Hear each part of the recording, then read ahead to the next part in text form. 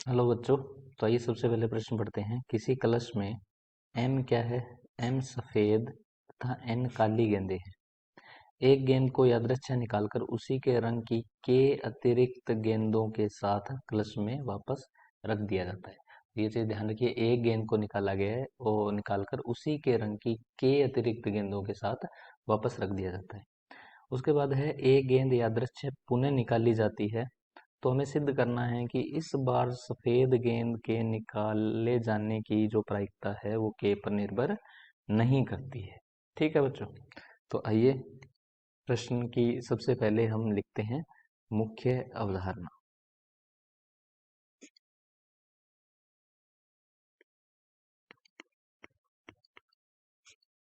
तो बच्चों देखिए, मुख्य अवधारणा क्या रहेगी कि जो प्रायिकता है किसी भी घटना के घटित होने की जो प्रायिकता है वो क्या होती है?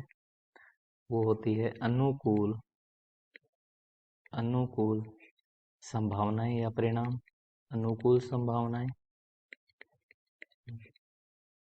बटे में कुल संभावनाएं। अनुकूल संभावनाएं बटे कुल संभावनाएं होता है। ये चीज हमें ध्यान रखनी है। दूसरा देखिए,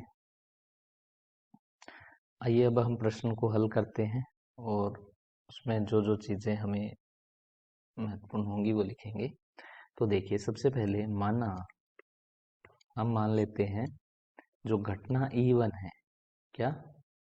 E1 यहाँ लिख देता हूं मैं, E1 घटना E1 क्या है? वो पहली जो हम गेंद निकालेंगे, पहली निकाली गई गेंद जो है वो क्या है? पहली निकाली गई गेंद है वो सफेद है। हमने ये घटना मान ली है E1। ठीक है बच्चों। इसी तरह E2 हम क्या मानेंगे?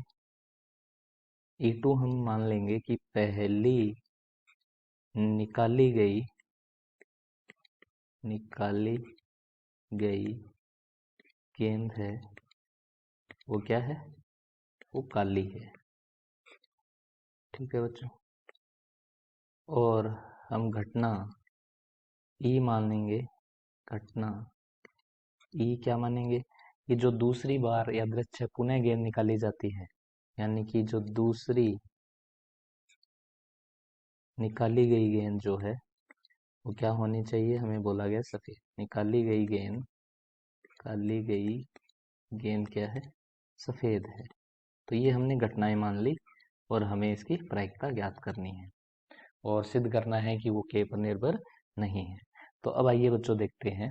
हमें दिया गया है कि सफेद गेंद कितनी है? सफेद गेंद कितनी है? एम है। और काली गेंदें कितनी है? काली गेंद है वो एन है।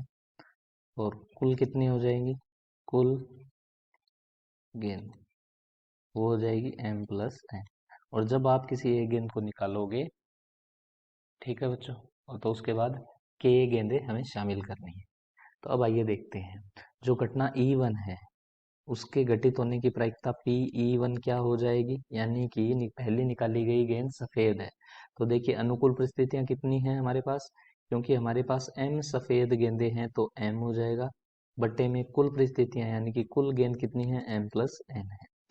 तो पहली गेंद E1 जो है, E1 जो घटना है, यानी कि पहले निकाली गई गेंद सफेद है, उसकी प्रायिकता आ जाएगी M बटे M plus N।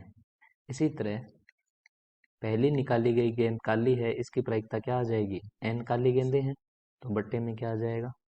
M plus N। अब बच्चों देखिए, अब हमें अब हमें कंडीशनल प्रोबेबिलिटी यानी कि सशर्त प्रायिकता ज्ञात करनी है। ठीक है बच्चों। तो वो क्या हो जाएगी? इसका मतलब है प्रतिबंधित प्रायिकता, यानी कि पी ई बटे E1। इसका मतलब है कि घटना जब E1 घट चुकी है तब घटना E के घटित होने की प्रायिकता क्या है? ठीक है। तो ये क्या हो जाएगा? देखिए, हमें बोला गया है कि जब आप एक गेंद निकालते हैं तो के जो गेंदें हैं उसी रंग की उसमें मिला दी जाती है। समझ गए बच्चों? तो कुल गेंदें कितनी हो जाएगी? M प्लस के अनुकूल परिस्थितियां हो जाएगी। और बटे में क्या है, m प्लस n प्लस के। अब देखिए दूसरा PE बटे E2, यानी कि E2 घटना घटित हो चुकी है, तो E के घटित होने की प्रायिकता, या जो घटना E है उसकी E2 के साथ प्रतिबंधित प्रायिकता।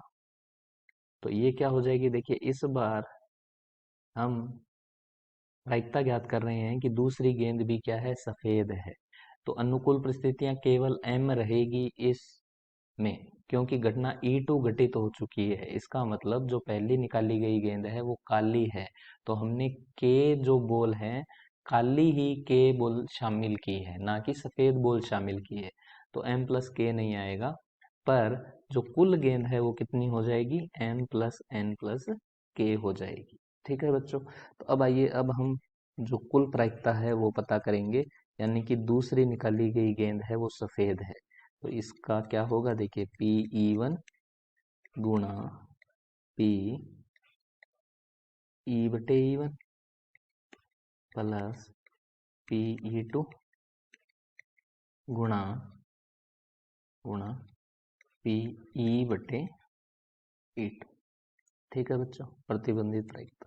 तो PE1 का मान हमारे पास क्या आया था, M बटे M प्लस N गुणा PE बटे E1 का मान हमारे पास आया है M प्लस K बटे M plus N plus K plus PE2 का मान आया है N बटे M प्लस N गुणा, ब्रैकेट की जरूरत ही नहीं है बच्चों यहाँ पे। तो देखिए यहाँ किसका मान आ जाएगा, M बटे M plus N plus K। तो देखिए लघुत्तम यहाँ पर क्या आ जाएगा वो देख लीजिए बच्चों। M है वो कॉमन, सबसे पहले हम देखिए कॉमन क्या आ रहा है, M बटे M प्लस N और M plus N plus K है वो कॉमन आ जाएगा। तो ब्रैकेट में क्या बचेगा, M plus K plus N बचेगा। तो अब ध्यान से देखिए बच्चों, यहाँ पर M प्लस के प्लस एन या M प्लस एन प्लस के आपस में क्या हो जाएगा, कैंसिल हो जाएगा। तो जो प्रायिकता आ जाएगी हमारे पास वो क्या आएगी, M बटे M प्लस एन आ जाएगी। तो आप देख सकते हैं कि जो दूसरी गेंद यादृच्छिक पुनः निकाली गई है, वो अगर गेंद सफेद होती है तो उसके सफेद होने की जो प्रायिकता है वो के पर निर्भर नहीं करती है, क्योंकि जो PE का मान आया है हमारे पास वो M बटे M प्लस एन आया है, इसमें कहीं भी के नहीं है। ठीक है, तो उम्मीद करता हूँ बच्चों आपको ये पूरा सवाल अच्छे से समझ आया होगा। धन्यवाद।